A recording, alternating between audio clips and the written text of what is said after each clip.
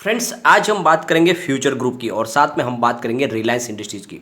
काफ़ी लोगों के मन में ये विचार चल रहे थे कि सिर्फ फ्यूचर ग्रुप में हम लोग ही फंसे हुए, यानी रिटेल इन्वेस्टर, बाकी बड़े फंड हाउस सब निकल चुके।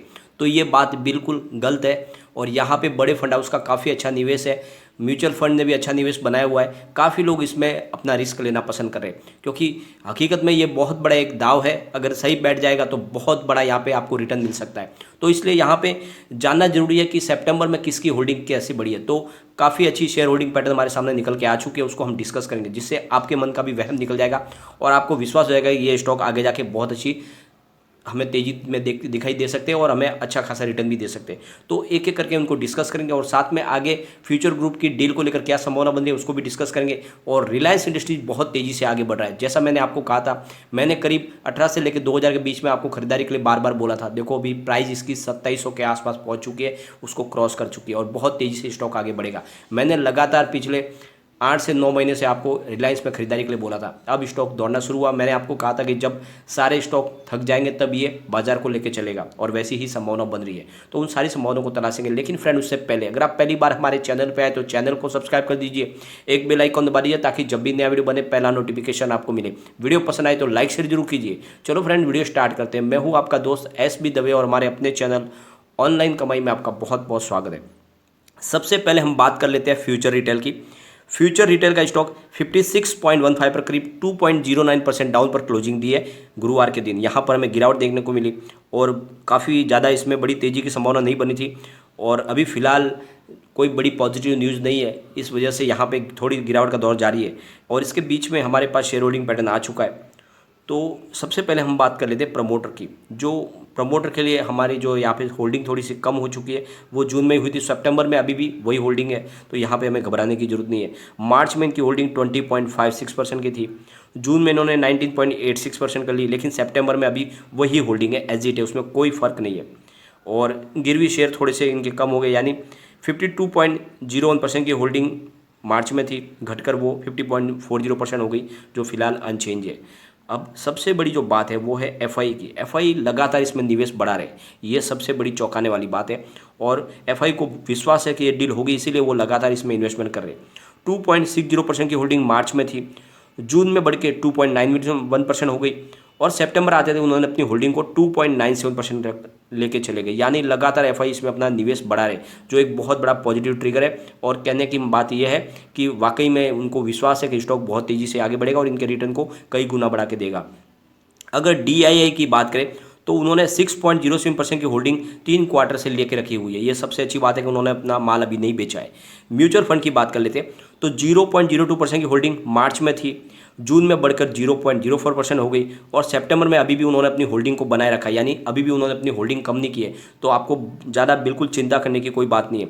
रिटेल इन्वेस्टर की बात करें तो 70.77% की होल्डिंग उनकी मार्च में थी, जून क्वार्टर में 71.16% हुई और सितंबर क्वार्टर आते आते 71.10% की हो गई। तो यहाँ पे रिटेल इन्वेस्टर ने अपना माल कम किया है, न कि दो बड़े फंड हाउस ने। बड़े फंड हाउस की होल्डिंग बड़ी है लेकिन रिटेल इन्वेस्टर ने अपना माल बेचा है, यानी एक तरह से लॉस बुक किया है, जो उन्होंने एक बहुत बड़ी गलती की है। तो ये यहाँ पे आंकड़ों में दिखाई दे रहा है। और जो म्यूचुअल फंड जिन्होंने निवेश किया, सितंबर के जो आंकड़े हैं, Motilal Oswal Nifty small cap 250 ने इसमें 0.43 करोड़ रुपये का इन्वेस्टमेंट करके 0.20% की होल्डिंग ली है। Nippon India Nifty small cap 250 ने इसमें 0.42 करोड़ रुपये का निवेश करके 0.20% की होल्डिंग ली हुई है। साथ में मोतीलाल ओसवाल निफ्टी 500 फंड ने इसमें 0.03 करोड़ रुपये का निवेश करके 0.01% की होल्डिंग ली हुई है। ICICI Pru S&P BSE 500 ETF ने 0.01 करोड़ रुपये का निवेश करके 0.02% की होल्डिंग ली हुई है। तो काफ़ी बड़े म्यूचुअल फंड इसमें निवेश कर रहे हैं। चलते हैं फ्यूचर सप्लाई चेन की तरफ। तो 85.90 पर यहाँ पर 0.46% की हमें गिरावट देखने को मिली। कोई बड़ी गिरावट नहीं है लेकिन वहीं पे फ्लैट है, काफ़ी ज़्यादा गिरावट हो चुकी है ऑलरेडी। शेयर होल्डिंग पैटर्न की अगर बात करें तो 23.09% की होल्डिंग प्रमोटर की है, 3 क्वार्टर से अनचेंज है, कोई यहाँ पे फर्क नहीं देखने को मिल रहा है। 100% इनके शेयर गिरवी रखे हुए और FI ने यहाँ पे जरूर अपनी होल्डिंग फिर बढ़ा दी, यानी 0.02% की होल्डिंग इनकी मार्च में थी, जून क्वार्टर में उन्होंने 0 कर लिया था, लेकिन सितंबर क्वार्टर में फिर से उन्होंने अपनी होल्डिंग को बढ़ा दिया, 0.01% कर लिए। तो इस स्टॉक के ऊपर भी भरोसा करे FI ने अपना निवेश फिर बना दिया है। DI की बात करें तो 0.06% की होल्डिंग 3 क्वार्टर से अनचेंज है। म्यूचुअल फंड ने जरूर यहाँ पे अपनी होल्डिंग कम की है, 10.09% की होल्डिंग मार्च में थी, जून में घटा के 7.78% कर ली और सितंबर में 0.76% ले आए। तो यहाँ पे म्यूचुअल फंड की होल्डिंग घटी है। डीआई की सेम वही है, लेकिन एफआई ने अपना निवेश फिर से बना दिया है। अदर्स की बात करें तो 76.85% की होल्डिंग मार्च में थी, 76.85 जून में भी थी और 76.84 हुई है सितंबर में। तो यहाँ पर भी जनरल पब्लिक की होल्डिंग जरूर घटी है, लेकिन एफआई ने अपना निवेश बनाया। तो इससे एक बात समझ में आ रही है, यह स्टॉक भी मजबूत है और आगे आपको अच्छा खासा रिटर्न दे सकता है। चलते हैं फ्यूचर लाइफस्टाइल एंड फैशन पर। 64.45 पर करीब 0.15% की गिरावट हुई। यहाँ पर भी फ्लैट क्लोजिंग है। अगर हम शेयर होल्डिंग की बात करें तो प्रमोटर की होल्डिंग 20.39% की थी, जो 3 क्वार्टर से अनचेंज है। गिरवी शेयर 99.51% थे मार्च में, लेकिन जून क्वार्टर से 100% हो चुके हैं दोनों क्वार्टर में, सितंबर तक। एफआई की बात करें तो यहाँ पर भी एफआई ने भी जबरदस्त अपने निवेश को बढ़ा दिया है।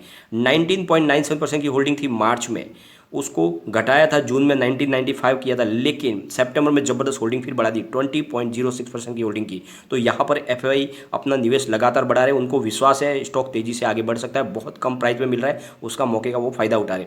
डीआई की बात करें तो उनकी भी होल्डिंग अच्छी खासी है, थोड़ी सी कम हुई है लेकिन अच्छी है। 13.97% की होल्डिंग मार्च में थी, जून में एजिट रखा, लेकिन सितंबर में उन्होंने थोड़ी सी कम की, 13.92% कर ली है। म्यूचुअल फंड का यहाँ पे निवेश नहीं। अदर्स की बात करें तो 45.67% की होल्डिंग मार्च में थी, जून क्वार्टर में 45.69% की, लेकिन सितंबर में इन्होंने अपनी होल्डिंग को घटा दिया, 45.63% कर लिया। तो यहाँ पर भी जनरल पब्लिक की होल्डिंग घटी है, उन्होंने अपना लॉस बुक किया, लेकिन एफआई ने अपना निवेश बढ़ाया। तो ये सोचने वाली बात है, जनरल पब्लिक बहुत ज़्यादा डरी हुई है और अपना लॉस बुक कर रही है, लेकिन बड़े फंड हाउस उसमें निवेश कर रहे हैं। फ्यूचर इंटरप्राइज की बात कर लेते हैं। 9.35 पर करीब 3.11% की गिरावट हमें देखने को मिली। यहाँ पे थोड़ा सा माहौल गिरावट का बना हुआ है और अभी इसका शेयर होल्डिंग पैटर्न हमारे पास नहीं आया, जब आएगा तब उसको भी डिस्कस कर लेंगे। और बात कर लेते हैं फ्यूचर कंज्यूमर की, तो 7.65 पर यहाँ पर भी 0.65% की गिरावट देखने को मिली है, तो कोई बड़ी गिरावट नहीं है। और शेयर होल्डिंग पैटर्न हमारा इसके पास अभी तक नहीं आया है, जब आएगा तो डिस्कस कर लेंगे। 2 शेयर होल्डिंग पैटर्न हमारे पास नहीं है, लेकिन बाकी 3 शेयरों में एफआई का जबरदस्त निवेश है, जिससे एक बात समझ में आ रही है कि फ्यूचर ग्रुप के शेयरों में अंधाधुंध खरीदारी कर रहे हैं एफआई, जिसलिए आपको समझ में बात को आप समझ लो, डरने की कोई बात नहीं है, निवेश बनाए रखें, बहुत जल्द इसका सेटलमेंट होने वाला है। क्योंकि जिस तरह से न्यूज़ निकल कर आ रही है, अमेजॉन और future group out of court settlement कर सकते हैं, यानी जैसे ही सिंगापुर इंटरनेशनल आर्बिट्रेशन सेंटर से फैसला आएगा, उसके बाद में इनके तरफ से कोई भी एक सुलह समझौता हो सकता है, क्योंकि डील होगी, ये बात तो फाइनल हो चुकी है। क्योंकि एक तरह से एनसीएलटी ने भी परमिशन दे दी है, बहुत जल्दी अब ये मीटिंग बुलाने भी जा रहे, तो अमेजन को भी समझ में आ चुकी है बात कि मामले को रफा दफा करना ही होगा। तो यहाँ पे संभावना बन चुकी है कि ये डील होके रहेगी, इसलिए इसमें आपको डरने की इतनी ज़रूरत नहीं है, अभी माहौल वैसा नहीं है। अभी फ्यूचर ग्रुप भी अपने शेयर होल्डर और अपने क्रेडिटर्स की मीटिंग बुलाने जा रहा है नवंबर में, और उनसे परमिशन ले लेगा इस डील को फाइनल करने के लिए। तो ये मीटिंग लगभग अब नवंबर में होने जा रही है, जिसके लिए उन्होंने 10 और 11 तारीख डेट फिक्स की है। तो जल्द से जल्द इसका निपटारा होने की संभावना बनेगी और बहुत जल्द अब फ्यूचर ग्रुप के दिन पलट सकते हैं, जब वहाँ से सिंगापुर इंटरनेशनल आर्बिट्रेशन सेंटर जो भी फैसला आ जाएगा, फैसले के बाद इसका सेटलमेंट होगा ही होगा। अब हम चलेंगे रिलायंस इंडस्ट्रीज़ की तरफ। रिलायंस इंडस्ट्री का स्टॉक 2701 पर इसने क्लोजिंग दिया, करीब 0.22% अप पर। लेकिन सबसे अच्छी बात यह रही, स्टॉक बहुत तेज़ी से आगे बढ़ रहा है और जिस तरह से आप देख लो कि स्टॉक ने लगातार नई हाई बनाई है, वो बहुत तेज़ी से अपनी प्राइस बढ़ती जा रही है इसकी। अगर हम इसके प्रदर्शन की बात करें तो 1830 इसका 52 वीक का लो है और 2720 इसका 52 वीक हाई है। तो फिलहाल स्टॉक अपने 52 वीक के हाई के ऊपर है और बहुत तेज़ी से यहाँ पे आगे बढ़ता हुआ आपको दिखाई देगा, क्योंकि इसके पीछे वजह यह है कि कंपनी लगातार अच्छा प्रदर्शन कर रही है और लोगों को भरोसा है कि स्टॉक बहुत तेज़ी से आगे जा सकता है। जिस तरह से रिलायंस इंडस्ट्रीज़ का बिजनेस आगे बढ़ रहा है और ये डील अब फाइनल होने जा रही है, तो काफ़ी ज़्यादा लोगों का निवेश बढ़ने लगा है। यह स्टॉक तेज़ी से आगे बढ़ेगा और बहुत जल्द आपके इन्वेस्टमेंट को कई गुना बढ़ा सकता है। इस समय आपको निवेश कर लेना चाहिए, भले आपको 2700 के आसपास मिल रहा है। ये समझ ले कि पूरा सेंसेक्स जहाँ करीब 45,000 से 60,000 तक सेंसेक्स पहुँचा, 15,000 सेंसेक्स में इसने कोई भी पार्टिसिपेट नहीं किया स्टॉक ने। अब ये दौड़ेगा, बहुत तेज़ी से दौड़ेगा, तो निवेश बिल्कुल करें, आने वाले समय ये आपको मालामाल कर सकता है। अगर आप सिर्फ इसमें 2 साल के लिए निवेश बनाए रखें तो ये 5,000 तक भी जा सकता है स्टॉक इस बार। और बड़े म्यूचुअल फंड का जो निवेश है वो भी हमारे पास आ चुका है। तो 30 सितंबर की बात अगर करें तो कोटक फ्लेक्सी कैप डायरेक्ट ने इसमें 2,355 करोड़ रुपये का निवेश करके 6.10% की होल्डिंग ले ली है। मेरे एसेट लार्ज कैप की बात करें तो 2,065.66 करोड़ रुपये का निवेश किया और 6.78% की होल्डिंग ली है। आईसीआईसी प्रू ब्लू चिप ने इसमें 1,883.82 करोड़ रुपये का निवेश किया है और 6.13% की होल्डिंग ली है। आईसीआईसी प्रू बैलेंस एडवांटेज ने इसमें 1,877 करोड़ रुपये का निवेश करके 5.25% की होल्डिंग ली है। एक्सिस ब्लू चिप डायरेक्ट ने इसमें 1665 करोड़ रुपये का इन्वेस्टमेंट किया है और 5.02% की होल्डिंग ली है। HDFC टॉप 100 डायरेक्ट ने इसमें 1409 करोड़ रुपीज़ का इन्वेस्टमेंट किया है और 6.55% की होल्डिंग ली है। आदित्य बिरला एसएल फ्रंटलाइन ने इसमें 1001 करोड़ रुपीज़ का निवेश करके 4.44% की होल्डिंग ली है। HDFC फ्लैगशिप कैप ने इसमें 1001 करोड़ रुपीज़ का इन्वेस्टमेंट किया है, 3.74% की होल्डिंग ली है। और साथ में HDFC हाइब्रिड इक्विटी ने इसमें 957.32 करोड़ रुपीज़ का निवेश करके 5.06% की होल्डिंग ली है। निप्पॉन इंडिया टैक्स सेवर ने इसमें 780.97 करोड़ रुपीज़ का इन्वेस्टमेंट किया है और 6.26% की होल्डिंग ली है। तो बड़े बड़े म्यूचुअल फंड का निवेश बन रहा है, काफ़ी अच्छी है।